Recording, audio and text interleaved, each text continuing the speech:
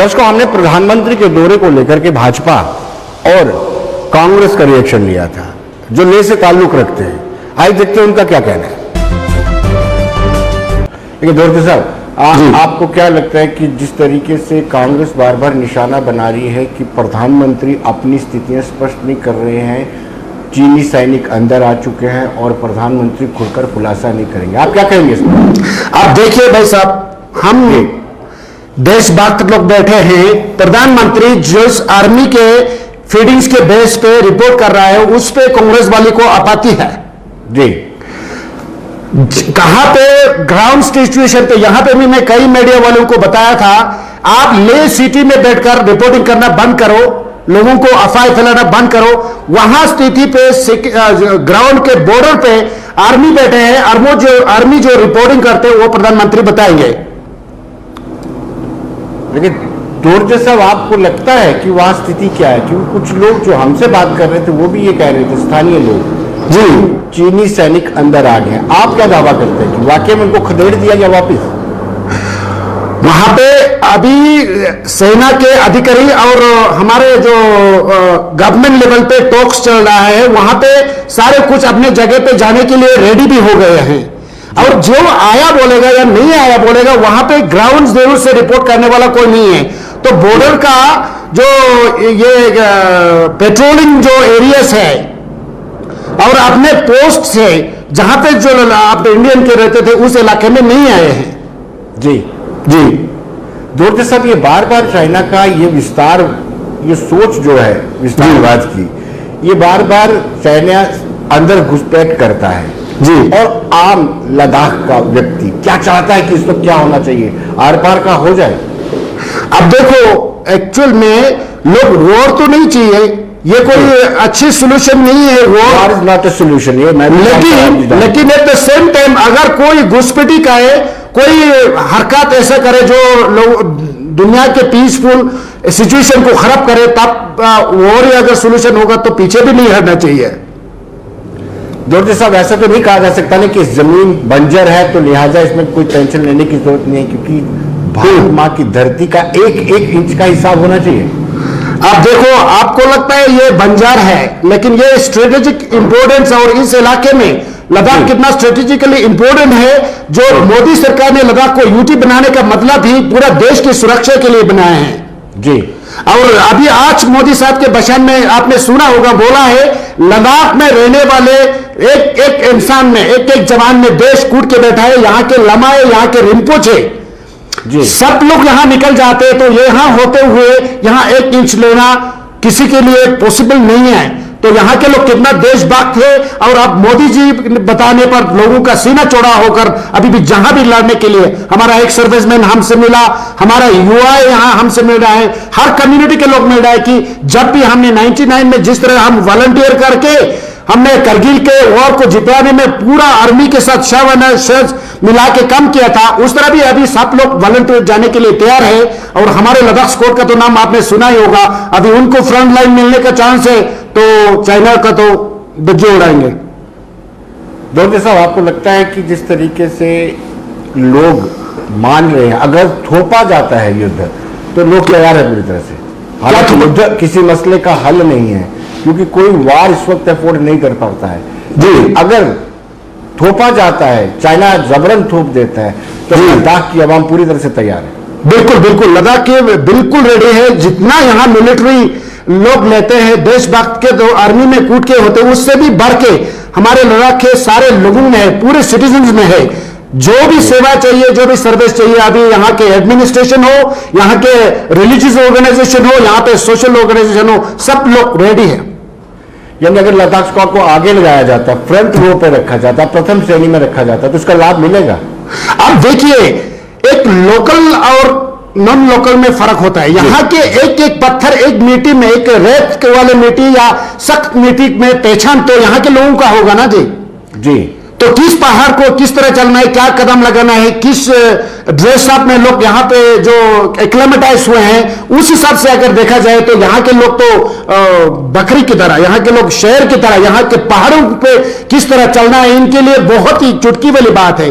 बाकी लोकल, बाकी आर्मी में बहादुरी है, लेकिन डाउन इलाके के लिए, लो एलिवेशन के लिए, यहाँ के एल्टीट्यूड, यहाँ के लो ऑक्सीजन, इस सब को मिला के अगर लद्दाख स्काउट जैसे बहादुरों को अगर लगाएगा तो इनके लिए कोई मुश्किल कम नहीं है। ये लोग बहुत ही अलग तरीका हो जाएगा।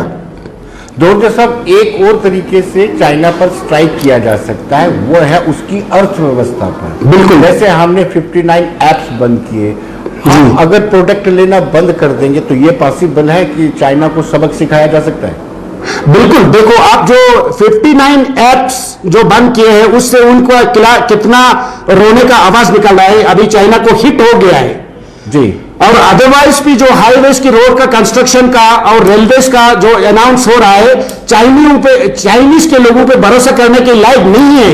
अगर ये ठीक ढंग से इंसान के साथ इंसान के झूठे जो जितना एग्रीमेंट है उनका उल्लंघन ना करे तो हम उनके साथ भरोसा कर सकते हैं, लेकिन ऐसा अगर ना लगे तो इन पे भरोसा करना बहुत मुश्किल है। इसलिए ये जो 59 एप्स डिलीशन नहीं है, सिर्फ इकोनॉमिक स्ट्राइक नहीं है, इन पे थ्रू हमारे देश की सिक्योरिटी को खतरा है, तो ये मोदी जी जैसे नेता ही कर सकते हैं और किसी में दम नहीं होगा।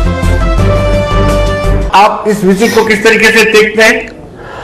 देखिए, ये अपने आप में बहुत महत्वपूर्ण दौरा है माननीय प्रधानमंत्री जी का, जो आज अचानक chief of the defence staff और जनरल नरावने के साथ यहाँ पहुंचे लेह के अंदर। और ये I think it was a very secret visit to Ladakh. ये हमें भी ताज्जुब हुआ और मुझे लगता है कहीं ना कहीं इससे हमारे जो सेना है, जो हमारे फोर्सेस है, हमारे जो नौजवान है जो सरहद पर तैनात है, कहीं ना कहीं उनका मनोबल बढ़ता है। इससे उनमें एक तरह से जोश आता है कि जो हमारा देश का प्रधानमंत्री इस तरह से जब आते हैं सरहद पर बॉर्डर एरिया में और विजिट करते हैं लोगों से तो क्या मतलब अपनी फोर्सेस से, एयरफोर्स, वायुसेना के जवान और आईटीबीपी के जवान ऑफिसर्स और थल सेना के जो ऑफिसर्स से उन्होंने मुलाकात की। नेमो गांव है जो यहाँ से लगभग 30-35 किलोमीटर की दूरी पर है, लेह करगिल के रास्ते पर है लेह से। तो वहां पर उन्होंने फौजियों से मुलाकात की और ये मैं समझता हूँ इससे एक कड़ा संदेश जाता है पूरा अंतर्राष्ट्रीय स्तर पर, खासकर चाइना के साथ एक कड़ा मैसेज जाता है कि India is very serious, the prime minister is very serious and the nation as a whole is very serious and we as Congress party we would also like the prime minister to be very very serious. और हम चाहेंगे कि जो गलवान घाटी में और पेंगोंग झील पे जिस तरह से उन्होंने हमारे इलाके में आके घुस के बैठा हुआ है और वो जाने से मना कर रहे हैं। आप विनोद जी जानते हैं एक दो दिन पहले 12 घंटे का मैराथन मीटिंग हुआ सर यहाँ पर जनरल कमांडर लेवल पे। हमारे 14 corps commander general Harminder Singh वहां गए थे and he is having the talks with the Chinese counterpart. और उससे पहले भी 22 तारीख को भी मैराथन मीटिंग हुआ। 11 घंटा कम नहीं होता है इतनी ऊंचाई पर, और कई सारे मीटिंग हो चुका है। 6 जून के बाद मीटिंग का सिलसिला लगा, तो हर मीटिंग में नतीजा यही निकलता है कि भाई हम डिसएंगेज करेंगे, अपने पोजीशन से वापस जाएंगे, बट ग्राउंड पे ऐसा हो नहीं रहा है। तो मुझे लगता है कि कहीं ना कहीं ये जो प्रधानमंत्री का जो आज का जो दौरा रहा लेह का, ये अपने एक बहुत बड़ा संदेश जाता है इससे। नमजल साहब, आप क्या सोचते हैं कि ये पब्लिक को मिसलीड किया जा रहा है, क्योंकि सरकार तो मानने को तैयार नहीं है कि चाइनीज अंदर आए हैं? हमने पहले भी कहा और हमारे भूतपूर्व जो सैनिक यहाँ पर है, स्थानीय जो निवासी है लद्दाख में जो सरहद पर रहते हैं और हम लद्दाख के बाशिंदे हैं, यहीं पर हमने देखा है और हमें मालूम है कि पेंगोंग, अगर पेंगोंग की बात करें जहां पर हमारा फिंगर 8 था और उसे पीछे सिरजप तो हमारा जो इलाका है, जो वैली है, वहां तक पेट्रोलिंग होता था कई साल पहले तक, और आज फिंगर 4 तक आके पहुंचा है। वहां पर उन्होंने सुनने में आया है, हम भी क्योंकि अब मीडिया को जाने नहीं दे रहा है, हमारे लोगों को भी वहां पर स्थानीय जो निवासी जो पेंगोंग इस तरफ रहता है, उनसे भी हमें जानकारी मिलती है कि वहां पर भी आप उनका जो गतिविधि है वो बढ़ा है, उन्होंने रोड कंस्ट्रक्ट किया है। और मुझे नहीं लगता कि अगर उन्होंने फिंगर 8 से लेकर फिंगर 4 तक उन्होंने रोड खींचा है और कई कई जगहों पर उन्होंने ब्लैक टॉपिंग की है, तो ये रातों रात नहीं हो सकता है। ये इसको बनाने में, इसको कार्रवाई करने में उनको 1-2 साल लग गया होगा। तो ये कहीं ना कहीं हमारे जो इंटेलिजेंस यूनिट्स का फेलियर मैं मानता हूं। और जो एक सच्चाई जो देश के सामने आनी चाहिए कि हमारे सरहद पर वो घुसा हुआ है, और ऑनरेबल डिफेंस मिनिस्टर खुद ने ये इस बात को ऑन रिकॉर्ड कहा है कि the Chinese forces in large numbers have intruded our territory. और पीछे जो बात हुआ था चाइना के साथ, तो वहां पर हमारे जनरल्स ने कहा था कि प्लीज स्टेटस को मेंटेन करना पड़ेगा। जब हम स्टेटस को मेंटेन करने की बात करते हैं तो इससे यही जाहिर होता है कि आप हमारे जमीन पर, आप हमारे सरहद के अंदर आए हुए हैं, आपको you have to retreat back. आपको कर चुके हैं। नहीं तो हम स्टेटस को की बात क्यों करेंगे? आप मुझे ये बताएं कि स्टेटस को की बात क्यों करेंगे आप? जब हमने स्टेटस को की बात की, इसका मतलब ये है कि आप चाइनीज जो फोर्सेज वो हमारे इलाके में घुस चुका है वो, और ये सच्चाई है, ये सच है, ये झूठ नहीं बोल रहे। यहाँ से लद्दाख के जो लोग हैं, कितने सारे लोगों ने अपने बयान को उजागर करने की कोशिश की, देश के सामने सच्चा को लाने की हमने कोशिश की अलग अलग सोशल मीडिया के माध्यम से। तो मुझे नहीं लगता कि हमें लगता है कि देश को सच्चाई जानना जरूरी है। और मैं समझता हूं कि जो आपने पूछा, सच बताने में हम थोड़ा सा झिझक रहे हैं, तो मुझे लगता है कि सच को, देश के सामने सच को रखना भी बहुत जरूरी है।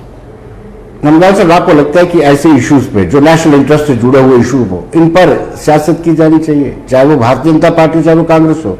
देखिए सर, सियासत की बात बिल्कुल आनी नहीं चाहिए। देश की सुरक्षा की बात है, देश की सरहद को बचाने की बात है, देश को एक कड़ा मैसेज देने की बात है। यहां पर इस समय, इस ऐसे माहौल में जब देश की सरहद पर एनिमी फोर्सेस जब हमारे सरहद के अंदर घुसा हो, हम बिल्कुल नहीं चाहेंगे कि इस पर कोई राजनीति हो। राजनीति दूसरे नंबर पर आना चाहिए। पहली बात क्या होनी चाहिए कि हमारे देश को बचाया जाए, देश की सीमाओं की बचाया जाए, देश की जो हमारे नौजवान हैं उनका मनोबल बढ़ाया जाए और देश की सीमा को सुरक्षित रखा जाए। और कैसे हमें एक करारा जवाब देने के लिए तैयारी करनी चाहिए, उस पर चर्चा की जाए, कि ना कि इस पे पॉलिटिक्स की बात है। हम तो यही कहते हैं, देखिए पिछले बार माननीय प्रधानमंत्री जी ने क्या कहा, बार बार बिहार रेजिमेंट की बात कर रहे थे। आप अब मुझे बताइए, बार बार बिहार रेजिमेंट का ही बात चल रहा था, क्यों? क्योंकि बिहार में इलेक्शन है। वहां पर पंजाब रेजिमेंट, सिख रेजिमेंट क्या नहीं था? वहां पर 5 रेजिमेंट के फोर्सेस थे सर उसके अंदर। जो 20 नौजवानों ने, जो हमारे वीर जवानों ने जो शहादत दी देश के प्रति, जो उन्होंने बलिदान दिया, क्या उसमें सिर्फ बिहार रेजिमेंट के लोग थे? उसमें 5 अलग अलग रेजिमेंट के लोग थे। उनका आप नाम क्यों नहीं लेते? उनका शाबाशी हम कहते हैं कि सबको मिलना चाहिए। तो क्या राजनीति नहीं हो रही? कैसे क्या राजनीति क्यों नहीं हो रही? हम नहीं चाहते कि राजनीति नहीं होना चाहिए। अभी पूरा देश को एकजुट होकर एक ही आवाज में और एक बुलंद आवाज में हमें चाइना को एक करारा जवाब देना पड़ेगा और उनको पीछे धकेलना पड़ेगा। ये हमारी मांग है कांग्रेस पार्टी से, भारत सरकार से, कि we have to push this guys back. हमें अपना हमारा जमीन वापस चाहिए बस। तो दर्शकों, बना रहिए देश और दुनिया की खबरों के लिए और मुझे दीजिए